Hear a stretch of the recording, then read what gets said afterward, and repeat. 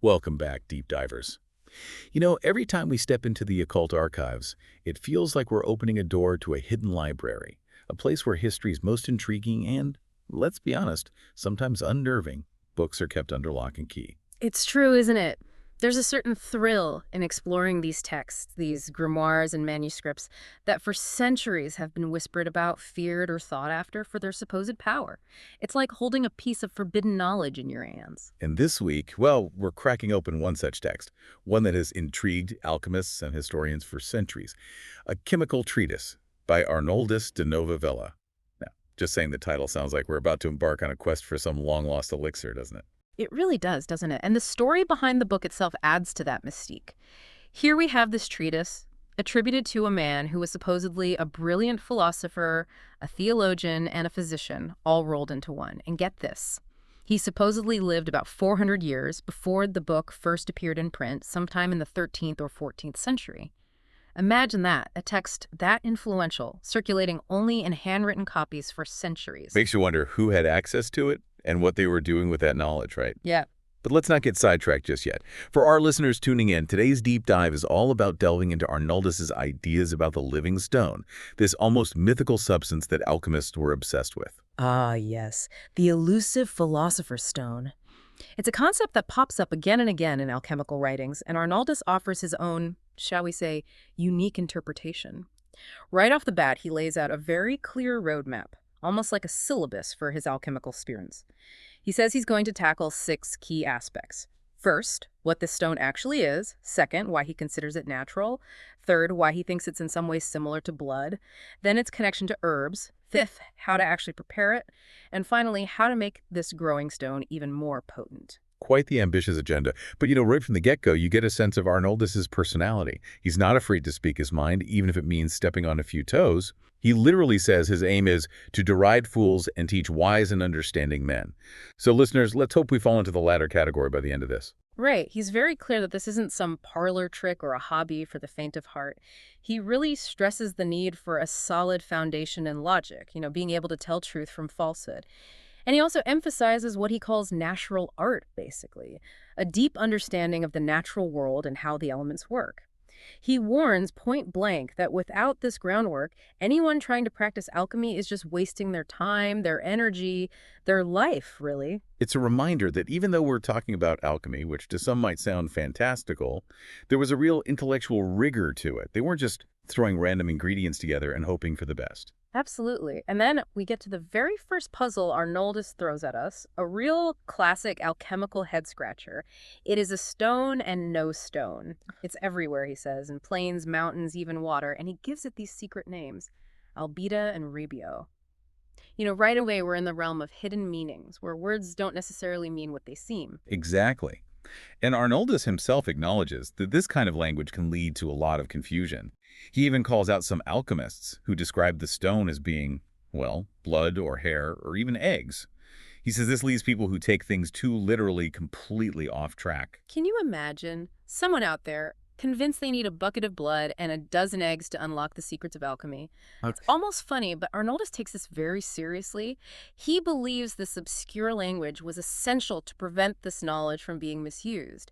He genuinely thought that if just anyone could understand it, the consequences could be disastrous, even world-altering. He actually says it could spoil the world and destroy agriculture. He wasn't messing around. No, he wasn't. And he even invokes divine guidance, hoping to keep this knowledge hidden from those he calls fools. So right there from the beginning, we see this tension, this push and pull between revealing powerful secrets and wanting to protect them from falling into the wrong hands. Okay, so let's dig a little deeper into this whole living stone concept. Arnoldus quotes Hermes, who says the stone is in a living thing. And you mentioned earlier that some alchemists went looking for it in animals and plants. So what was Arnoldus's take on that? Where did he think the stone was actually found? Well, he's pretty straightforward about his definition. He says, our stone is Sol, Luna, Azoth. Oh. Now, to decode that a bit, in alchemical terms, Sol usually means gold, Luna means silver, and Azoth is this sort of universal life force, a primordial essence, you could say. So right away, we're not talking about a literal stone you dig up in your backyard. This is more like these are symbols representing what underlying principles. Exactly. He calls them 3 stones that are dead upon earth, But, and this is key, they can be brought to perfection through human understanding and effort. He even says that real gold and silver, indistinguishable from the natural stuff, are made from this stone. But then, hold on, the scholar in the text raises a really good point. He asks, how is that even possible if, as many philosophers believe, art is fundamentally weaker than nature? Shouldn't nature be the ultimate creator? It's a great question, and Arnoldus's response is actually quite subtle. He says that alchemy isn't about creating in the same way nature does, from scratch, so to speak. It's more about helping nature along, guiding and refining natural processes. So like a gardener who cultivates a plant, rather than an inventor who builds a machine. I like that analogy. It captures the idea that they're working with nature, not trying to overpower it. Now, you mentioned Hermes earlier. Arnoldus brings up Hermes' teaching about three things present in natural art, specifically when the stone is found within something that has a soul. What does Hermes say happens when that soul departs? Okay, so Hermes compares the soul leaving to smoke rising. He calls it a fugitive servant and a finite spirit of an airy nature. And this is important because it tells us that the stone isn't something you'd find in something like salt, which is inert, lacking that volatile spiritual aspect. And Arnoldus, ever the pragmatist, adds this bit of common sense. He is not wise that seeks in a thing what is not in it. Since gold and silver aren't found in salt, well, don't bother looking there. It's almost like he's saying, guys, use your heads. Look for the raw materials where the finished product naturally exists. So practical for a guy talking about transforming matter. Right. And he makes a similar point about why the stone isn't found in animals. He quotes Hermes again, who says that everything reproduces according to its nature. Humans give birth to humans, animals to animals, and so on. So how could something derived from an animal truly benefit a human? That makes sense. But then, didn't he also claim that the stone could transform a man into a woman, or a woman into a man, even a man into an angel? That sounds like a whole other level of transformation, not just about metals anymore. Absolutely. And the scholar in the text is like, wait, how is that even possible? Arnoldus is a bit cagey here, hinting that the key is in the specific preparation of the stone and the careful interpretation of the philosopher's language. He's suggesting that there's a deeper, maybe even spiritual dimension to this whole thing. Okay, so moving on, he talks about the incombustible nature of the stone, which, as you explained, helps eliminate certain substances like salt or anything derived from animals.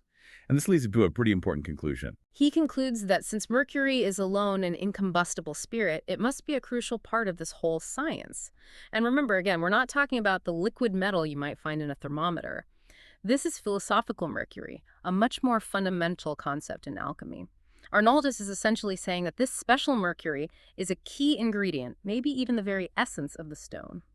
So we've got a better sense of what the stone is, Sol, Luna, Azoth, with this special mercury at its heart, and what it isn't something found literally in animals, plants, or common salt. He then goes on to explain why he thinks it's natural. He gives three main reasons. First, he points out that nature itself creates men and women, although he throws in a little dig at those who don't understand this.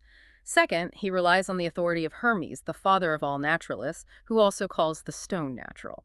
And third, he argues that the stone's ingredients are naturally found within the four elements that make up everything beneath the moon: cold, dry, warm, and moist. So it's natural because it aligns with natural processes, it's endorsed by the big guy Hermes, and it's made from the basic building blocks of the world. Pretty much. And this prompts the scholar to ask a seemingly obvious question. If the stone is made from these four elements, shouldn't it also be cold, dry, warm, and moist? But of course, Arnoldus has another layer to add to the puzzle. Always with the layers. What's the twist this time? He brings in the concept of the seven planets also being considered stones in this alchemical framework, and he focuses on Mercury, saying that it embodies all four of those qualities. It's warm and dry because of the sun's influence, and cold and moist because of the moon's influence. He also links Mercury to the very essence of water, air, earth, and fire, saying it's good with the good and bad with the bad. It's this adaptability that makes Mercury so crucial to the alchemical work. This idea of Mercury being able to change and adapt ties into that cryptic saying by Aristotle about getting water from air, air from fire, and fire from earth. What's the significance of that in this context? Arnoldus presents that saying as the key to unlocking the whole art of alchemy. It hints at this cyclical process of transformation among the elements, a sort of cosmic dance that allows for the creation and manipulation of the stone. And Mercury, with its adaptable nature and its connection to all four elements, seems to be the conductor of this orchestra. Okay, we've explored what the stone is, why it's natural, and now we're getting into some even stranger territory. Yeah. Why Arnold thinks it's animal-like, like our blood. It seems like a weird comparison for something called a stone. What's going on there? Yeah, it does sound strange at first. Arnoldus's explanation is that the stone is animal-like because it hath a spirit and therefore a soul. And when the scholar asks, how can a stone have a soul? Arnoldus refers to the four alchemical spirits: sulfur, arsenicum, salmoniac, and you guessed it, mercurius. He says that since the stone falls under this category, it inherently possesses a spirit and a soul, making it similar to animals in that respect. And again, he leans on Hermes' authority, reminding us that the stone comes from something that has a soul, contrasting this with the idea of literally trying to find it in animals. So it's not about the stone being made of animals, but rather that it shares this fundamental principle of having a soul or spirit, just like animals do. Right. And this idea of comparing the stone to blood comes from another alchemist, Archeglasus. What he says is, take the stone and rub him so long till he be rubbed to blood, meaning until it turns red. Arnoldus emphasizes that this redness isn't literal blood, but it represents the fire within the stone from which its secrets can be drawn. But, and this is important, he warns against taking this instruction literally. He tells the story of these fools who actually tried working with real blood, and surprise, surprise, they got nowhere. Sounds messy. So the redness is more like a symbol for a stage the stone goes through, maybe its interaction with fire. And how does it transition between this white milk stage and the red blood stage? That's a great question. Arnoldus says, take the small and inconsiderable and rub it with the most amiable and the best, and it will be made red by the help of the fire. He's saying that fire is the key to merging these two parts, the small and inconsiderable being the starting material and the most amiable representing the perfected substance. And of course, he can't resist a little jab at those who take everything literally, try it, fail, and then say alchemy is all a hoax. That makes sense. The language is so symbolic, it's no wonder people got confused. Speaking of symbolic, let's move on to why he calls the stone herbal or radical, another unexpected term for something called a stone. Right. So he explains that as the herb hath a movable soul, so our stone hath a soul. He's drawing a parallel, saying that just as plants have a kind of life force, a movable soul, the stone also possesses a soul. And again, he cautions against taking this literally, saying it's not about finding the stone in herbs. He even talks about the possibility of combining mercury with herbs, and while he says you can technically do it, it's ultimately useless and even weakens the mercury. So it's not about finding the stone in herbs, but about the shared idea of having a soul, a kind of life force. What then, according to Arnoldus, should happen when you coagulate mercury in the alchemical process? He says that when done right, the coagulated mercury should be as heavy as gold, but white in color. And this whiteness, he says, is a sign of perfection, meaning it just needs the right color added to it to become gold. He also gives the stone another interesting name, the red servant, because it can change color to red very quickly. There's that color change again. He also mentions the saying that mercury can't die unless it's killed by its brother, the sun, or its sister, the moon. What's with all this talk of death and family drama in the context of alchemy? It sounds dramatic, but it's all about the transformative processes involved. The death of Mercury isn't literal, but it symbolizes a purification or a fundamental change brought about by interacting with the principles represented by the sun, gold, and the moon, silver. And Avicenna's riddle, make the blind to see and the seeing blind, and thou wilt have the art, is all about looking beyond surface appearances and understanding the hidden nature of these transformations. It's like you need to unlearn what you think you know to truly understand what's going on. Exactly. And to wrap up this section on analogies, Arnoldus addresses those descriptions of the herbal stone containing things like hair, blood, and eggs. He makes it clear that this is all symbolic, with each of those things representing one of the four elements. He's constantly trying to steer his students away from literal interpretations. That makes so much sense given the language they used, and it really highlights why trusting the philosopher's interpretations rather than just blindly following recipes is so crucial. Now let's jump into the fifth part of the treatise, where Arnoldus gets into the actual preparation of the stone. He mentions his own knowledge comes from a brother and a German monk. And he starts this section off with a prayer, asking to be free from envy so he can share the truth openly. It's a reminder that even in alchemy, there were ethical considerations. He then goes back to Hermes' idea of using plain language for the rational and obscure language for the unwise. And then he drops a big one. He compares the stone to the Holy Trinity, the Father, Son, and Holy Ghost, saying, "Three are one, and yet are divided." Whoa, that's a heavy comparison. How does he apply that to the stone? It's about this idea that the stone, despite its complexity and the different stages it goes through, is ultimately one unified thing. He then uses another powerful analogy: the world being lost by a woman and restored by a woman. It sounds biblical, but he's using it to explain the first stage of preparing the stone. Okay, I'm intrigued. How does that work? He says you take the pure mother, which is the base material, and put her in a bed with a servant, which is likely a form of mercury, all inside a sealed prison or vessel. This symbolic union goes on until both are purified, leading to the birth of a son, representing the stone itself.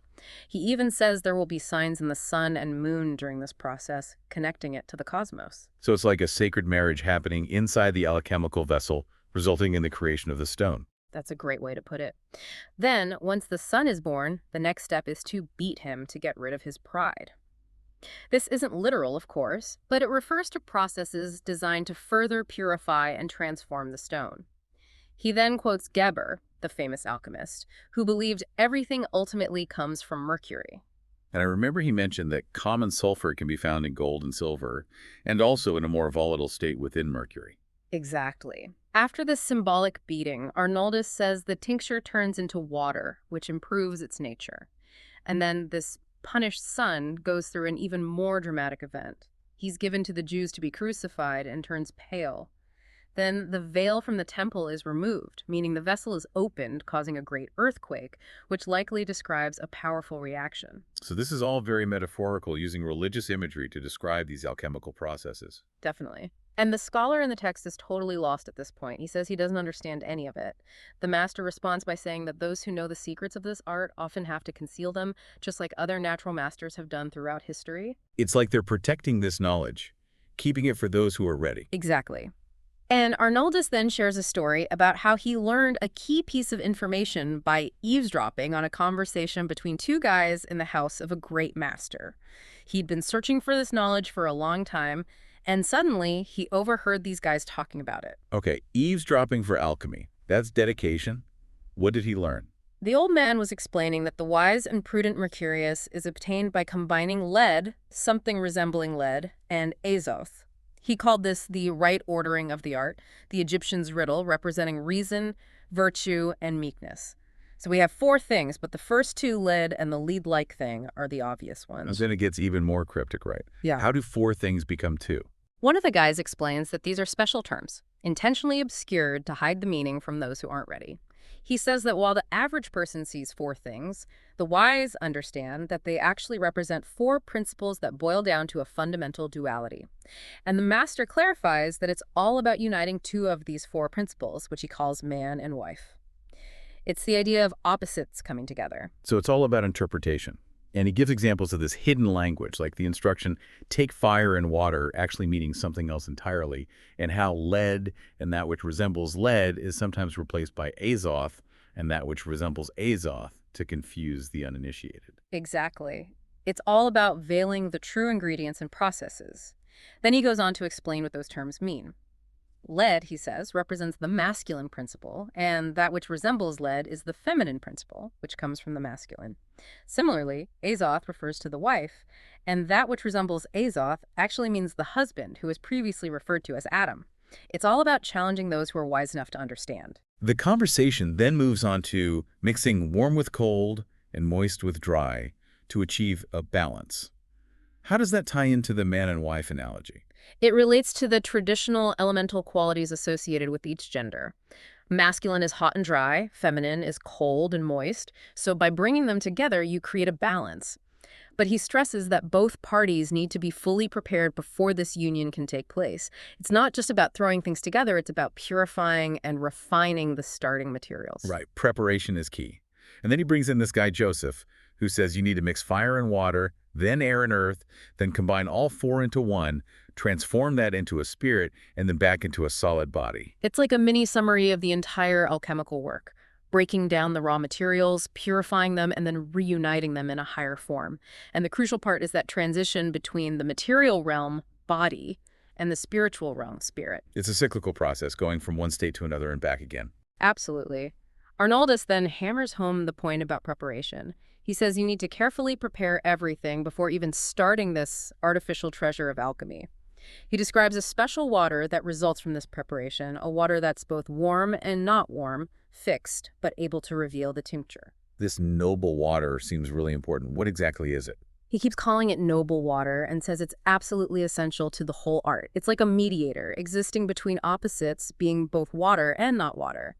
He says it's the beginning, the middle, and the end of alchemy. It's like the foundation, the process, and the goal, all in one. Exactly. And he ends the section by reminding us that the masters often speak in one way but mean something completely different. They hide their secrets in plain sight. He even claims that the entire art can be taught in just a few words, but truly understanding it requires a personal revelation. It's like they give you the map, but you have to find the treasure yourself. That brings us to the sixth and final part, but before jumping into augmenting the stone, Arnoldus takes a detour to talk about the true meaning of alchemical terms, which seems pretty important, given how cryptic everything has been so far. Absolutely crucial. He talks about how he spent years reading all these ancient and contemporary alchemists and came across all these bizarre terms like alkebrith and zandorit, and he warns that these words can lead people astray, costing them time, money, even their health and lives. Right, it's a dangerous game if you don't know what you're doing. He stresses the importance of withdrawing from the world and contemplating these mysteries, ideally with like-minded individuals. And he cautions against those who claim to reveal the secrets too easily. He says he is revealing them, but not to those he considers unwise. So he's saying you need to be prepared, both intellectually and spiritually, to handle this knowledge. Absolutely. And then he gets to the point of this section, debunking the literal interpretations of all those common alchemical terms. He lists a whole bunch of substances: sulfur, arsenicum or a pigment, zandorit, vibric, mercurius, salt, saltpeter, saliculi, salmiac, alum. It's like a who's who of alchemical ingredients. What does he say about them? Brace yourself. Yeah. He says that in the context of this art, all those substances ultimately signify nothing but water. It's a huge shift in perspective, highlighting just how symbolic this language is. Wow, it's like they're speaking a different language altogether. They really are. And then he goes on to explain what some of those common alchemical processes actually represent. For example, making white simply means purifying the water, making it clearer. Sublimation, or exaltation, refers to the vapor rising from the water in the lower vessel, the cucurbit, up to the upper vessel, the alembic, and back down. So it's not about creating new substances, but refining the fundamental one. Exactly. Washing, he says, is about repeatedly transforming material bodies into this water until some of the vapor changes, rising, falling, coagulating, and solidifying. He says this happens because of the mixing of corporeal, material, and spiritual spirits. Fascinating. So the spirit carries the tincture, the red and white colors, and it needs to be able to penetrate the material body. Right. And for the spirit to be drawn out effectively, the body needs to be completely cleansed of impurities. This purification is described as the leprosy of the whole from the whole, meaning a total transformation. He then talks about extracting ashes as a way of purifying the body, making it more spiritual.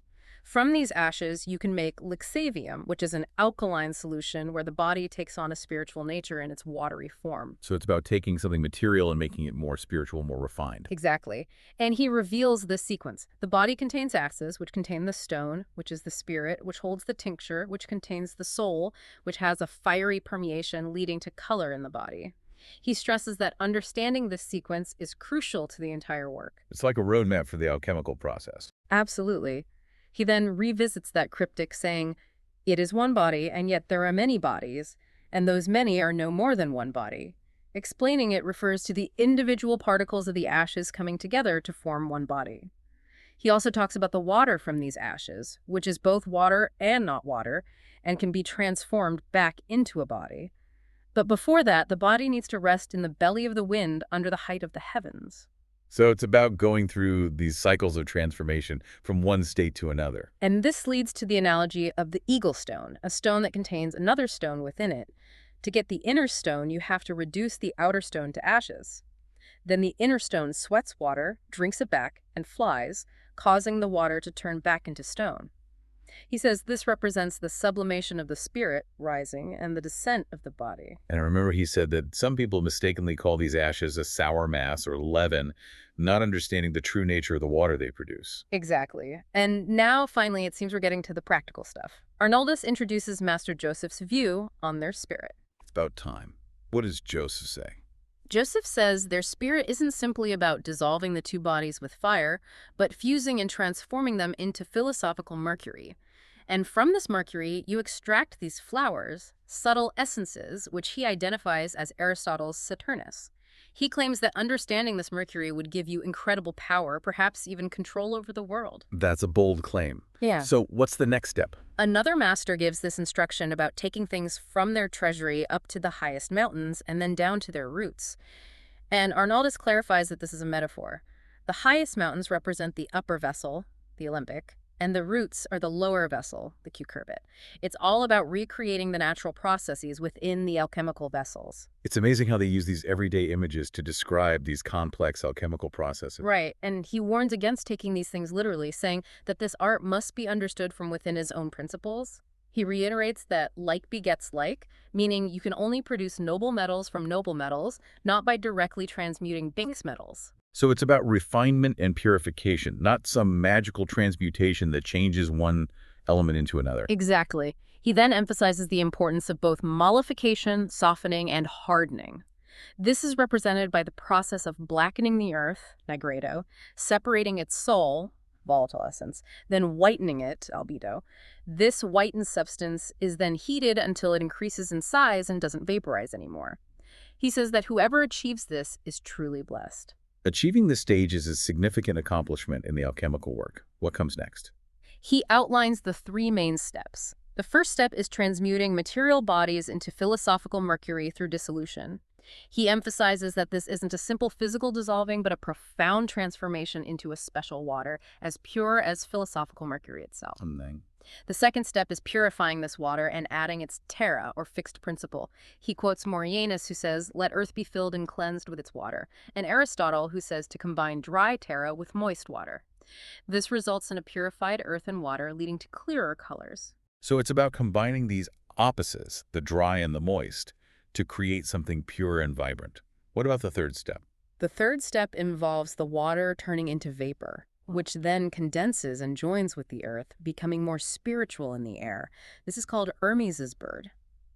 The substance is then heated until the bird rises, leaving behind calcined earth, which contains the four elements. That imagery is so vivid, it's almost like watching a mystical bird taking flight. It is. And Morianus cautions against dismissing the remaining earth, saying it's the true end of permanent things. This earth, or leaven, is then treated with pure water. Arnoldus explains that the only true leaven is gold and silver, which need to be leavened within the body. So it's not just about working with the volatile substances, but also with the fixed earthy ones. Right. And he says that the spirit transforms and enters the body, cleansing it and making it eternal. This permeation of the soul is the true leaven, changing the nature of the body. It's a union of the spiritual and the material. Exactly. And he quotes Iskanos, who says that the spirit will only join a fully purified body, resulting in amazing transformations in colors. He warns that when the colors become like sparks, you need to be careful because our basilisk, the transformative agent, is at work. The basilisk, a mythical creature, known for its deadly gaze. That's quite the image. It is, and he says the final stage happens very quickly. You see the sun and moon shining in the water, and you need to leave quickly to avoid dying from joy. He explains that the imperfect body is colored by the soul, the spirit joins the body with the help of the soul, and the body takes on the color of the leaven, becoming eternally good. It's like witnessing the culmination of the entire alchemical process. It is, and Arnoldus then recaps everything, saying that those who understand can see the whole art hidden in the philosopher's words. The stone, he says, is made of the four elements, which can be understood through their colors. He also says the stone is body, soul, and spirit, with each part contributing to the perfection of the whole. He stresses the importance of transforming between body and spirit, changing their natures, making the gross subtle, the body water, the moist dry, and so on. So it's all about transforming and refining, working with opposites, and understanding the interconnectedness of everything. Exactly. He brings back the idea of as above, so below, saying that the spirit becomes metallic in the body and the body becomes metallic with the spirit. He confirms that the philosophers are right. The stone is ultimately made of one thing, water. Water, the fundamental element, the source of all life. Absolutely. And he then explains that the entire art is about dissolving bodies and changing their matter into earth, then making it light and airy through distillation, leaving behind a fiery earth. It's a complete transformation, a mingling of soul, body, and spirit, resulting in incredible spiritual growth. It's alchemy as a path not just to physical transformation, but also to spiritual evolution. Right, and he brings back Morianus, who says that azoth and fire purify the impure body, removing its darkness. These two then join and become inseparable. He clarifies that their water doesn't sublimate like fools think, but through a wise understanding, transforming the ignoble into the noble. It's about working with nature's principles, not forcing things unnaturally. Exactly. He then compares their art to human procreation, outlining the stages from the deprivation of chastity to raising a child. He says their sun is philosophical Mercury, which is born from the perfect body. The earth taking in Mercury is like unchastity, and man lying with wife represents this stage of conception. He simplifies their art as man lying with wife, where water, Mercury, governs over earth. It's an interesting way to describe the process of combining these alchemical elements. Definitely. The earth becoming a wife represents gestation, and adding ferment to the body until it changes color is like birth. The stone is then born as the king, crowned with fire, and this king is nourished with his own milk until he's fully grown. It's like they've created a new life form through this alchemical process. Right. And he says this reveals the hidden workings of the philosophers, all following the same path of dissolving, transforming, and elevating. A path of both physical and spiritual transformation. Absolutely. And with that foundation laid, Arnoldus finally reveals the secrets of perfecting and augmenting the elixir. Okay, finally, we're getting to the good stuff. Let's Excellent.